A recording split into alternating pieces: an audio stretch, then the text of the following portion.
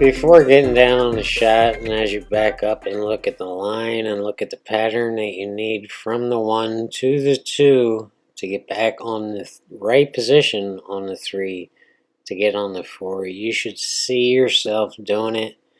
You should feel yourself doing it. And you should believe yourself doing it right. In fact, absolutely perfect. Once you do that, your subconscious mind will think that you've already done it. So it's really important that you work on this and not take it as just ridiculous nonsense. It is extremely important. On this 1-ball shot, the cue ball is pretty much going straight into the rail because it's a pretty thin cut on the 1, so you're leaving it up to that left hand English to pull the cue ball back up table, and you have a large margin of error for that 2 ball. You can pretty much be anywhere on the right hand side, top side of that pull table to be, to make something work, to get on the right position back on the 3 to get to the 4 ball. You're shooting this lightly, but you are stroking it, so you are going to be spinning that cue ball clockwise into that rail with enough momentum to come back up table in the right position on that 2.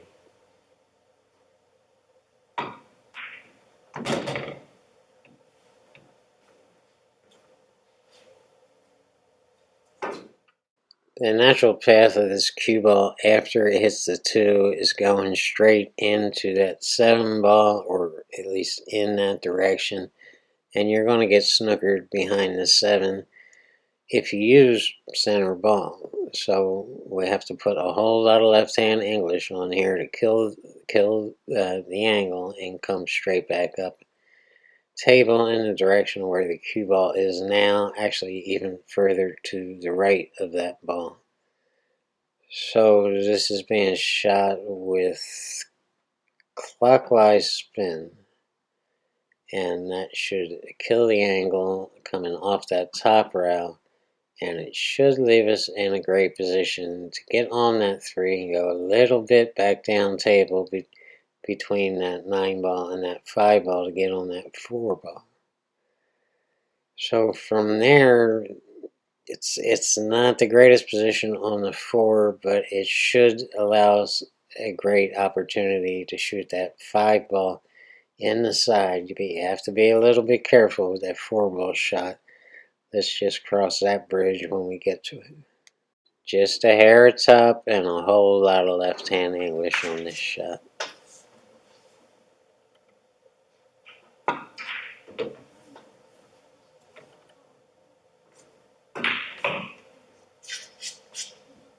I would have liked to come up just a little bit, not much, just an inch shorter on this 3 ball so I could have a natural angle to get back on the 4 ball.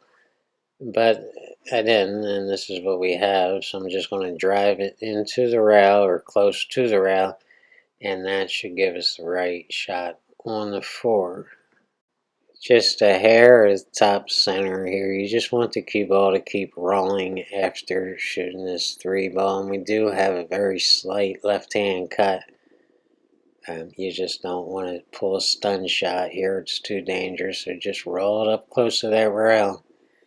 And that should get us on the right angle for the 4 ball to pull back just a little bit on that 5 to shoot that 5 in that left hand side pocket and just kind of roll up for an easy shot on the 6.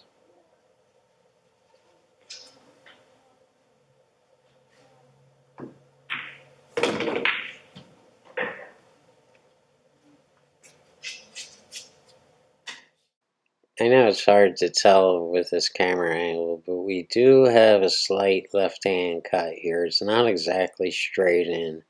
It's pretty close to straight in, but it's not. So if you draw that ball, it's going to come up toward us, toward the top of the table. So you want to put a little bit of draw on here, just straight bottom, no right or left. and you're just kind of stunning it. It's not really a stun shot. You are pulling it back a little, but you're trying to get on the line for that 5 ball, or just a little below the line on the 5 ball. This is a very touchy shot because we're a little bit jacked up on that rail there. So I'm going to have to hit this good and be very careful not to go too long. It would be better to come up short on this shot than go too long. So once we get that side pocket shot on that 5 and roll up for an easy shot on that 6, depending on exactly where we get on that 6, it should be relatively easy to get the right shape on that 7 to shoot that 8 ball and to run the rest of these balls. Let's go ahead and shoot the 4 and do our best to get a good shot on that side pocket for that 5, and then we'll take the rest of the rack from there.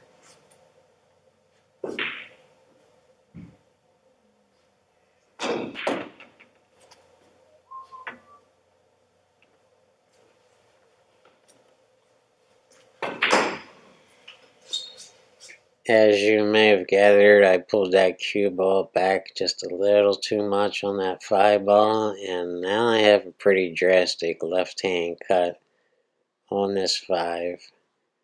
I'm going to have to go down to the bottom rail, and you could bounce off that bottom rail and try to come all the way back up table. But the reason I don't like that, and I'm trying to kind of juice this just to hit that bottom rail very lightly and not come all the way back up table.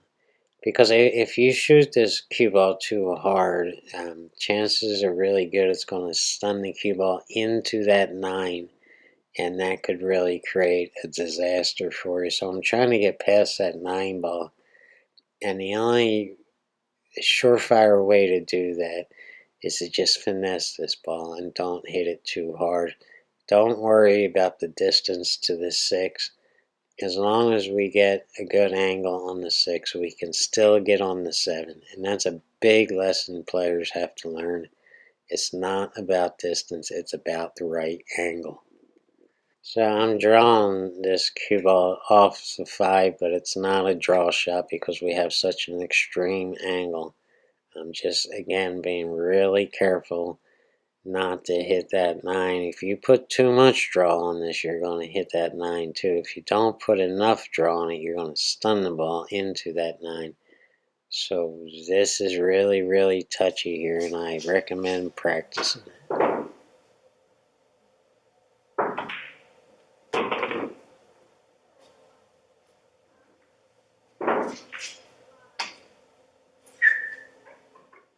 Again, this is a little bit of a deceiving camera shot. We do have a slight angle here. It's not a straight-in shot. It looks like a straight-in shot, but it's not. We're shooting a stun shot here. And I know the graphic says, I'm drawing this ball, but all the backward spin on the cue ball will be gone. It will be in that slide transition before it starts rolling forward when it hits the 6, and so it's a stop shot really, and it will stun it out because of the angle that we do have on the 6. It'll stun it out toward that second diamond on that top rail, so center table but very close to us.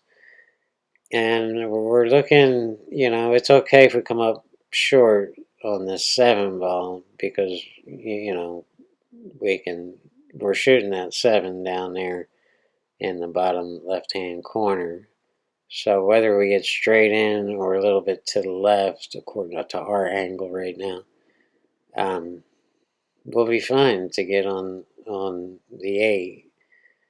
You just don't want to go too far to the right unless you want to shoot that 7 in the side pocket. And now you're getting into that little 50-yard line kind of thing.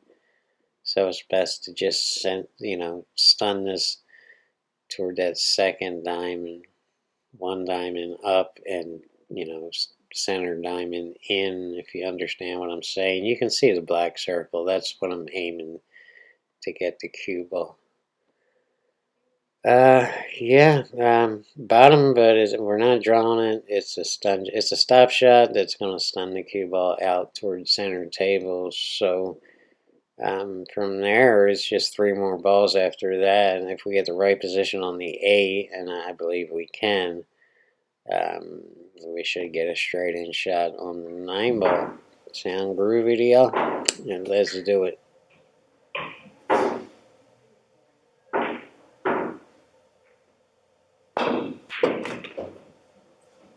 And more scariness.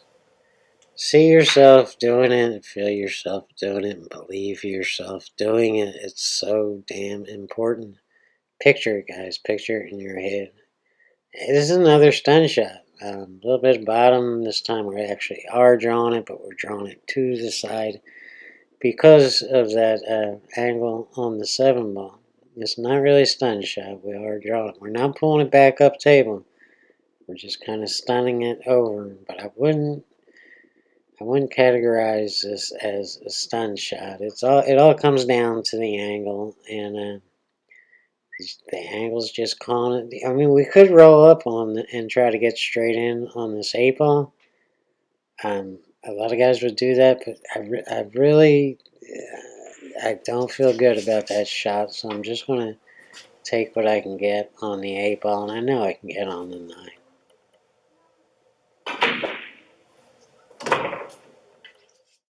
Putting a ton of left-hand English on here to kill that angle coming off that bottom rail, which is going to the right and about to bounce up right into that 9 ball. So we just want to totally kill it. A lot of bottom here and a whole lot of left. Now, beware that when you're dealing with this much English, there is no doubt that that cue ball is going to deflect. So you kind of have to aim this ball to miss. And I hate to say that. I hate to put that in video. But yeah, the cue ball is going to deflect to the right coming off my cue. So you kind of have to aim to overhit this, to undercut it. Because you're going to get that, not a masse effect, but it's just going to come off the cue not in line with the cue. It's going to push the cue ball to the right just a little before it starts rolling forward.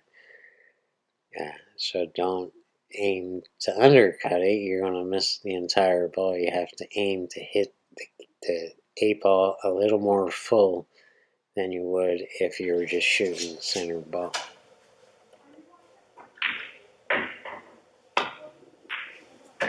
Yeah, if you watched carefully, you could see my whole agenda was to keep that cue ball to the left side of the pool table for the right shot on the 9 ball.